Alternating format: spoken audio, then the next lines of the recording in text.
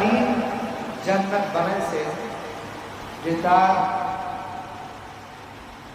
নিজ হাতে তৈরিকৃত মানব জাতি, অর্থাৎ আমরা যে মানুষ, এই মানব জাতিগুলো যদি আল্লাহর প্রতি ঈমান আয়ন করে, ঈমান যদি আনে, নেক কাজ করে, তো এই নেক কাজ ঈমানদার মুমিন গুণবান বান্দা মুমিনের জন্যই আল্লাহ পাক রব্বুল আলামিন জান্নাত দিয়েছেন।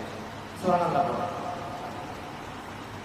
আর জাহান্নাম বানানো হয়েছে যারা আল্লাহকে আল্লাহ বলে স্বীকার করবে না, যারা আল্লাহকে রব বলে স্বীকার করবে না, আল্লাহর বিধান কোরআনকে মানবে না, রাসূলকে মানবে না, আল্লাহর প্রেরিত হুকুম আহকাম অর্ডারগুলো যারা আদায় করবে না, আল্লাহর সাথে যারা নাফরমানি করবে, শিরিক করবে, রাসূলের আমলের সাথে যারা বিদআত স্থাপিত করবে, এই সমস্ত লোকদের জন্যই জাহান্নাম।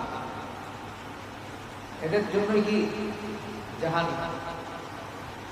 এবার আসুন, জান্নাত আল্লাহ তাআলা বানালেন ৮টা, আর জাহান্নাম বানালেন কয়টা? ৭টা। কয়টা? ৭টা। জান্নাত একটা বানালেন কেন? এটারও কারণ আছে। দয়াময় আল্লাহ পাক রব্বুল আলামিন, মেহেরবান আল্লাহ, করুণাময় আল্লাহ,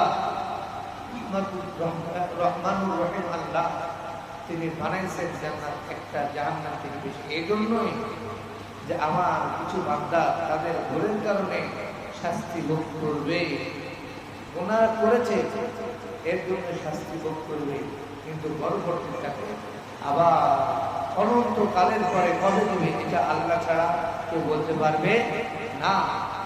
আবার এই বান্দাগুলোকে পরবর্তী জান্নাতে দেবেন ইনশাআল্লাহ। এই জন্য জান্নাত ৮টা, জাহান্নাম ৭টা।